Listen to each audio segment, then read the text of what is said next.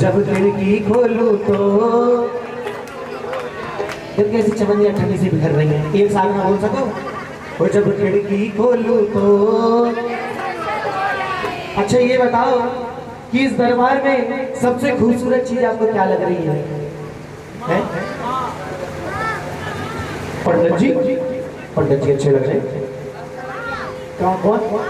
अच्छा माँ अच्छी लग रही है। तो आइए, जो चाहते हैं कि बिल्कुल ऐसा सुंदर सा स्वरूप आपके घर के सामने भी बन जाए तो ऊंचे ऊंचे हार, बिल्कुल बिल्कुल सीधे हार, और कहेंगे क्या? वो जब खिड़की खोलूं तो तेरा दर्शन हो जाए, तेरे आगे माँ, तेरे घर के आगे माँ, तेरा मंदिर बन जाए। बोला मेरे साथ, जब खिड़की खोलूं तो, जब खिड़की खोलूं तो। भैया मैं तो एक बात बताऊं, हमारी जब खिड़की खोलूं तो, हाँ भैया देखते नहीं हो, जो अच्छा गाएगा भाई दो दोना देना, ठीक है? अब देखो, हो जब खिड़की खोलूं तो, देख रहे दोनों के नाम पे कैसी आवाज है। सुनो, बात अपनी पूरी करना, एक धोने में प्रसाद, दूसरा ढकने को, समझ में? हाँ बोलेंगे क्या? वो जब खिड़की खोलूं तो तेरा दर्शन हो जाए, खिड़की खोलूं तो तेरा दर्शन हो जाए, तेरे घर के आगे माँ, घर के आगे माँ, तेरा मंदिर बन जाए। जब खिड़की खोलूं तो तेरा दर्शन हो जाए, जब खिड़की खोलूं तो तेरा दर्शन हो जाए। और आइए मिल करके माँ को जगाते और कहते हैं, हो जब माँ शेरों वाली, जगो माँ वो मंदिरों वाली, जगो माँ शेरों वाली, जगो माँ पहाड़ों वाली।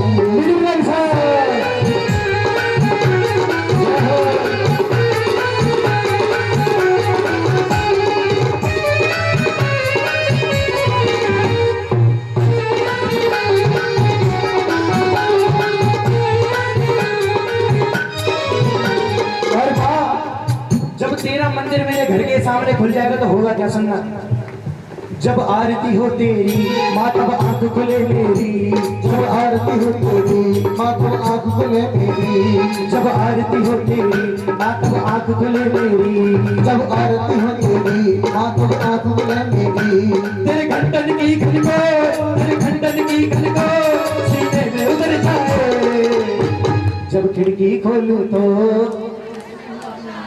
अम्मा बोलिए हलवा मिल जाए। सुनो दीदी, तुम पूरे जागरण में नाचिए।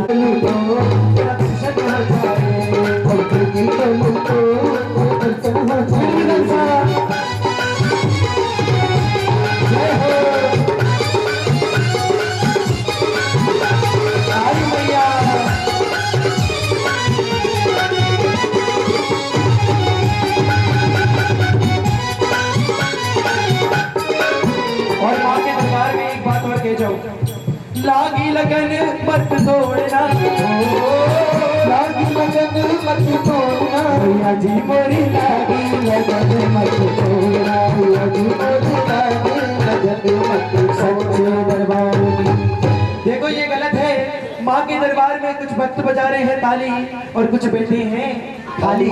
जब तक नहीं बजाओगे ताली तो कैसे आएगी मैया शेरों? तो इसलिए जो जो भक्त बुलाना चाहते हैं, क्योंकि अब इस भजन के बाद मैया शेरों वाली आनी चाहिए, अब इस भजन के बाद मैया शेरों वाली ही आएगी और न जाने कब किसकी वहां पकड़ के अपने साथ ले जाएगी। इसलिए कहते हैं, और जब खिड़की खोलूं तो, जब खिड़की खोलूं तो। और माँ से एक बात और कह देना, तू ही मेरी सेठ और तू ही साहूकार है, तू ही मेरी सेठ और तू ही साहूकार है, तू ही मेरी सेठ और तू ही साहूकार है, तू ही मेरी सेठ और तू ही साहूकार है। माँ मेरी सेठ भी तू और मेरी साहूकार भी तू, लेकिन एक बात का ध्यान रखना, प्याज पे प्याज मत छोड़ना, प्याज पे प्याज मत छोड़ना, प्याज मोरी लागी लगन मत छोड़ना, लगन मत छोड़ना। और ये बताइए, आप में से कितने भक्त ऐसे हैं जो नगर कोट गए हैं? आपने देखा होगा नगर कोट में हरदम माँ के ढोल नगाड़े बजते रहते हैं और वहाँ पे भक्तों के साथ मेरी मैया हो माँ की छम छम बाज,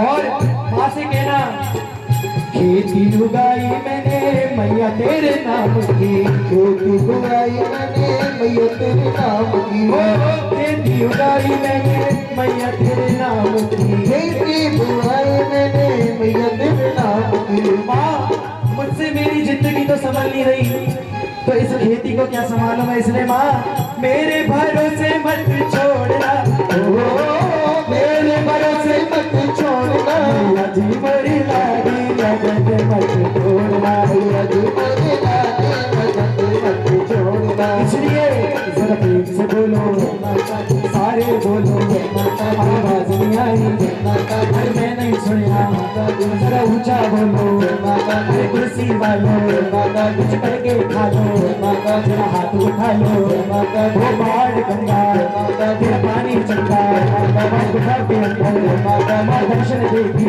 माँ दौड़ी आ जाए, भाग जगा जाए, भोज माता दी, भोज माता दी, भोज माता दी, माता दी, माता दी, माता दी,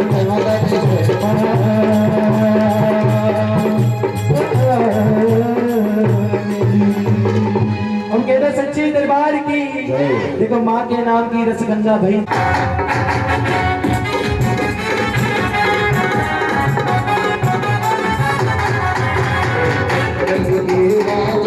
मेरी मैया को लेके आजा, मेरी मैया को लेके आजा, बंगल के राजा मेरी मैया को लेके आजा, बंगल के राजा मेरी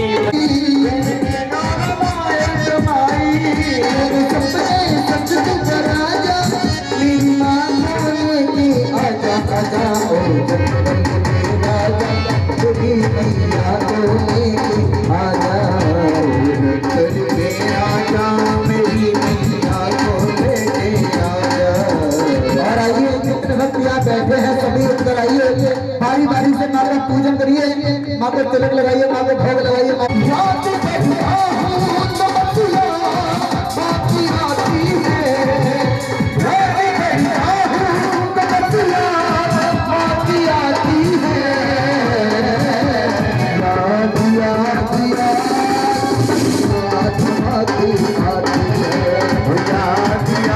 उसके बाद माँ की मेहंदी, माँ की चली। जय जय माँ, जय जय माँ शीलों वाली माँ, जय जय माँ, जय जय माँ शेरा वाली माँ, वाली माँ, जय जय माँ शेरा वाली माँ।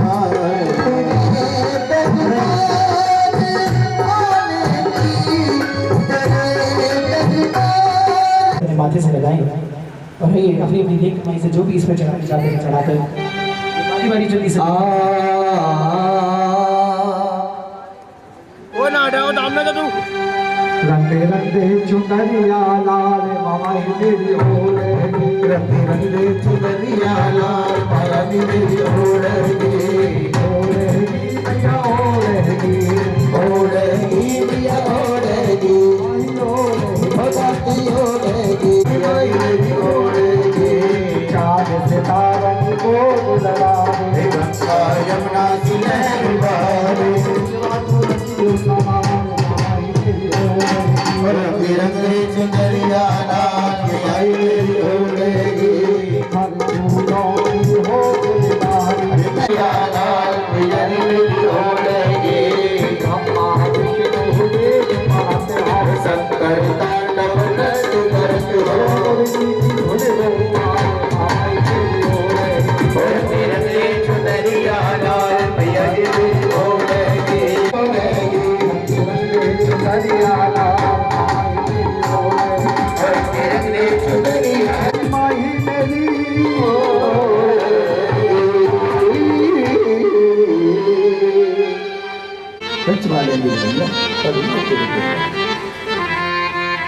चुनरी चढ़ा रहे हैं भक्त और माँ को मेहंदी भी लगा रहे हैं भक्त और यही गुनगुना रहे हैं।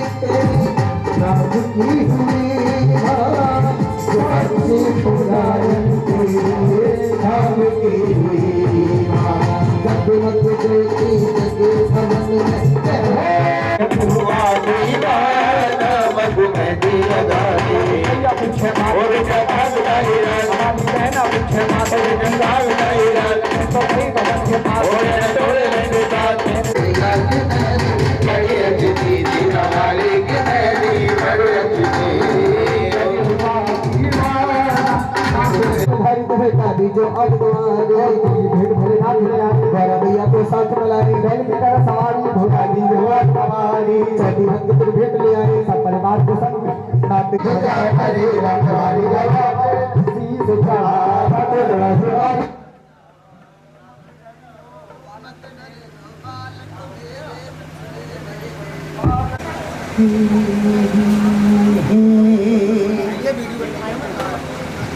क्योंकि सभी का भाव है और सभी भक्त अपने अपने स्थानों पर विराजित हो जाइए, क्योंकि अब इस जागरण का नहीं सुना, लेकिन अगर सच्चे मन से सच्चे भाव से उन्होंने माता रानी की कथा सुन ली। जागरण में इसको सम्मिलित करने का विधान है। बोलो सच्चे दरबार की। प्राचीन काल में धर्मात्मा राजा दक्ष हुए, उनकी दो पुत्रियां थीं, एक का नाम तारा और दूसरी का नाम रुक्मण। दोनों बहनों में अति प्रेम था। दोनों बहनें नियम पूर्वक माँ भगवती का गुणगान किया करती थी और एकादशी का व्रत किया करती थी।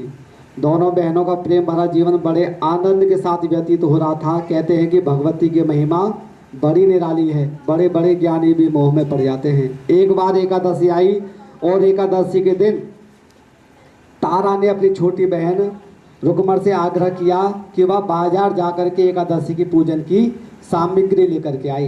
बड़ी बहन की आज्ञा मानकर रुकतो कि एकादशी के दिन चावल खाना मांस के समान माना गया है। रुक्मण को अपने व्रत का ध्यान नहीं रहा और उस रुक्मण ने उस दुकान पर जाकर के वह चावल के पकौड़े ग्रहण कर लिए।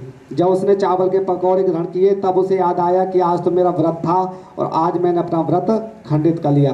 बेचारी बड़ी मन में दुखी होकर के महल में लौट करके आती है और जब महल में लौट करके आती है तब तारा कहती है कि हे रुक्मण, मैंने तुझसे पूजन की सामग्री के लिए कहा था, क्या हुआ? तब तारा के रुक्मण कहती है, हे बहन, मैं पूजन की सामग्री तो ले आई हूँ मुझसे, लेकिन आज एक अपराध हो गया है। अपराध क्या हुआ है कि आज मैंने अपना व्रत खंडित कर लिया है। जब इतने वचन तारा ने रुक्मण के सुने तो तारा क्रोध से बेबस हो गई। उसने श्राप दिया कि हे रुक्मण, है तो तू मेरी बहन, लेकिन तूने नीच प्राणी के जैसा कर्म किया है, इसलिए तुझे मैं श्राप देती हूँ कि तू जा छिपकली की योनि में जाकर कीड़े मकोड़ों को खाकर अपना जीवन व्यतीत करे। बोलो सच्चे दरबार की। जैसे ही तारा ने रुक्मण को श्राप दिया तो रुक्मण ने वह श्राप स्रोत धारण कर लिया और कहने लगी कि हे बहन, मुझको तुमने जो श्राप दिया है ये परोपकार करेगी तो तुझको इस श्राप से मुक्ति मिल जाएगी।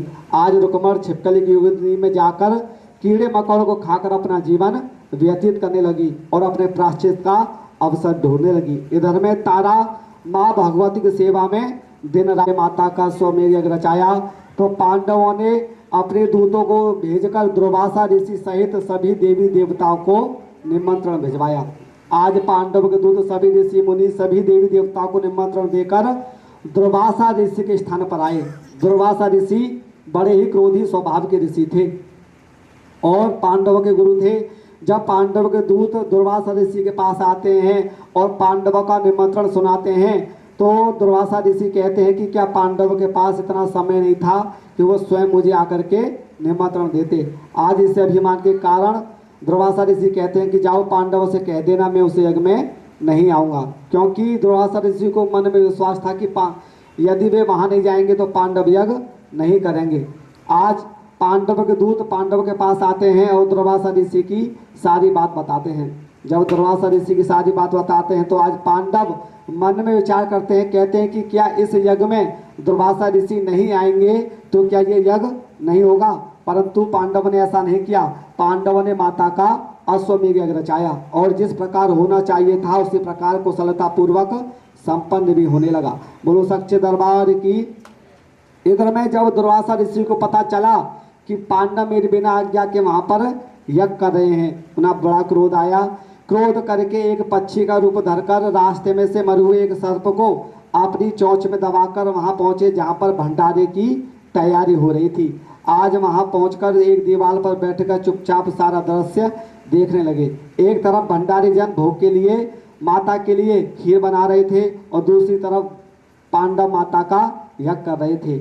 आज जैसे ही पांडवों ने पूर्ण आहुति लगाने के लिए समय आया तो जितने भी वहाँ भंडारी जन थे आज पूर्ण आहुति लगाने के लिए उस यज्ञ के पास चले गए।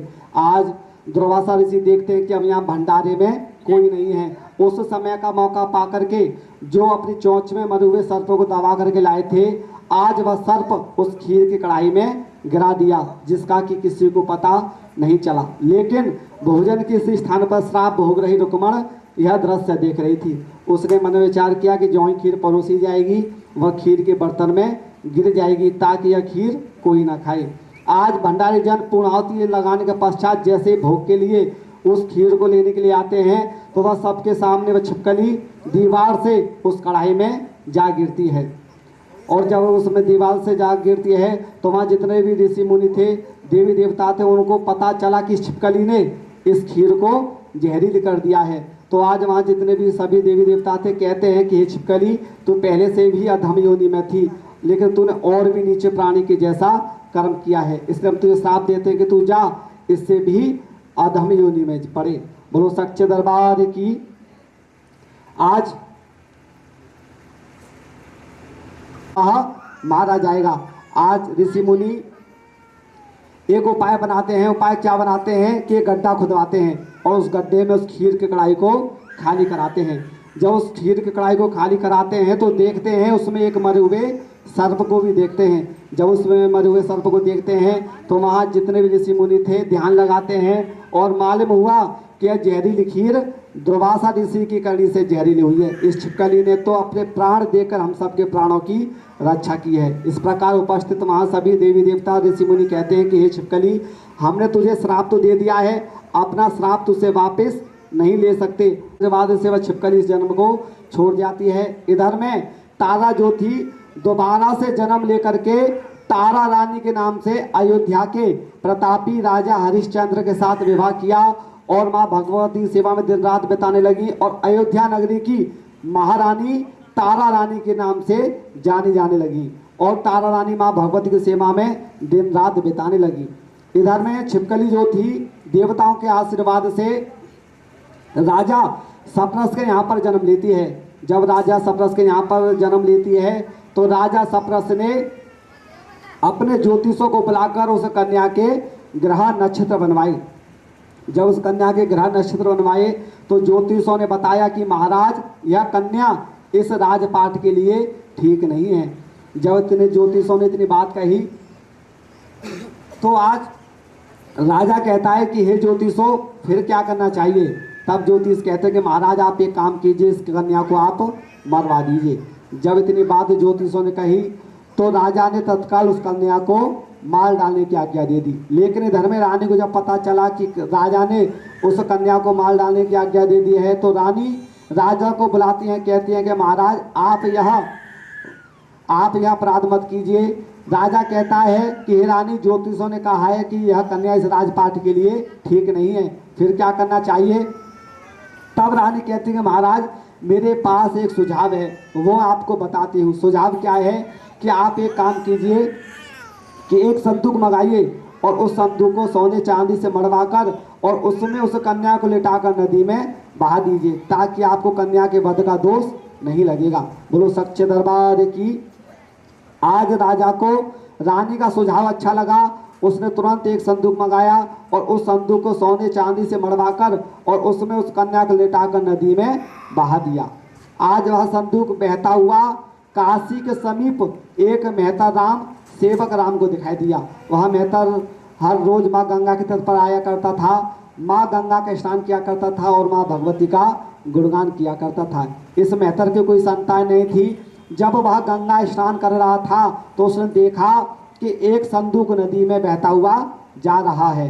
आज वह संदूक को नदी के बाहर निकाल करके लाता है और जब वह संदूक को खोलता है तो वह देखता है उसमें सोने चांदी के अतिरिक्त उसमें एक रूपवान कन्या दिखाई देती है।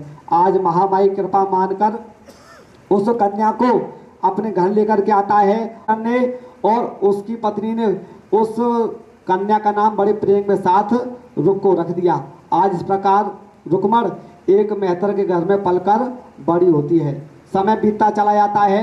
जब समय व्यतीत हुआ तो वह रुक्मण विवाह योग्य हो जाती है और जब वह विवाह योग्य हुई तो उसके रुक्मण के माता पिता ने उसका विवाह अपनी ही बिरादरी यानी अयोध्या नगरी में एक छोटे से परिवार में कर दिया। जहाँ की अयोध्या नगरी की रानी थी कौन? महारानी तारा रानी। उसी नगरी में एक छोटे से परिवार में कर दिया। रुक्मण बड़ी सेवा भाव से अपने ससुराल वालों की सेवा पूजा करती थी और माँ भगवती का गुणगान किया करती थी। कहते हैं भक्तों की विधाता के खेल निराले हैं, बड़े बड़े ज्ञानी भी मोह में पड़ जाते हैं। रुक्मण की जो सास थी वह महारानी तारा रानी के महल में सफाई का काम किया करती थी। एक समय रुक्मण की सास बीमार हो जाती है और अपनी बहू रुक्मण से आग्रह करती है कि वह महल में जा करके सफाई का काम करके आए। आज सास की आज्ञा मानकर रुक्मण झाड़ू टोकरी लेकर राजमहल में पहुंचती है और जैसे ही राजमहल में तारा ने रुक्मण को देखा तो अपने पूर्व जन्म के पुण्य से उसे पहचान लिया और रुक्मण से कहने लगी कि हे रुक्मण तुम मेरे निकट बैठो। तब वो तारा रुक्मण कहती है कि हे रानी मैं एक भगनी हूँ, भला मैं आपके पास कैसे बैठ सकती हूँ। तब तारा कहती है कि हे रुक्मण पूर्व जन्म में मैं तुम्हारी बड़ी बहन थी और एकादशी का व्रत खंडित करने के कारण तुम्हें छिपकली की योनि में जाना पड़ा। जो होना था सो हो चुका, अब तुम अपने इस जन्म को सुधारने का उपाय करो तथा माँ भगवती वैष्णवी देवी की आराधना कर अपना जन्म सफल बनाओ। रुक्को द्वारा उपाय पूछने पर तारा रानी बताती है कि माँ भगवती सभी मनोरथों को पूरा करने वाली हैं। जो भी भक्त श्रद्धा पूर्वक माँ भगवती का गुणगान किया करते हैं माँ भगवती उनकी सभी मनोकामनाओं को पूर्ण करती हैं। बोलो सच्चे दरबार की। जब इतने वचन आज तारा ने रुक्मण से भक्त का जन्म होगा तब मैं भी इस माँ भगवती का जगराता और हवन पूजन इत्यादि कराऊंगी। बोलो सच्चे दरबार की। जब इतना संकल्प रुक्मण ने लिया तो माँ भगवती कृपा से उसके 10वें महीने में एक सुंदर बच्चे का जन्म हुआ। बच्चे को पाकर रुक्मण के ससुराल वालों ने बड़ी खुशियां मनाई, मगर दुर्भाग्यवश से उनको माता का पूजन व ध्यान करने का ध्यान नहीं रहा। परिणाम स्वरूप जब उसका बेटा 5 वर्ष का हुआ तो उसको एक चेचक की बीमारी हो गई। अब रुक्मण घबरा गई, डरती हुई तारा रानी के पास पहुंची और तारा रानी को अपना सारा हाल बताया। आज तारा रानी कहती है कि हे रुक्मण तूने शायद माता के पूजन में कोई कमी की है, तू माँ से गलती की क्षमा मांग। उसने रुक्मण को अपनी गलती का ध्यान आया। उसने पुत्र होने पर देवी जान का निश्चय किया था परंतु वह भूल गई। उसने तत्काल माँ भगवती से क्षमा मांगी और कहने लगी कि बच्चे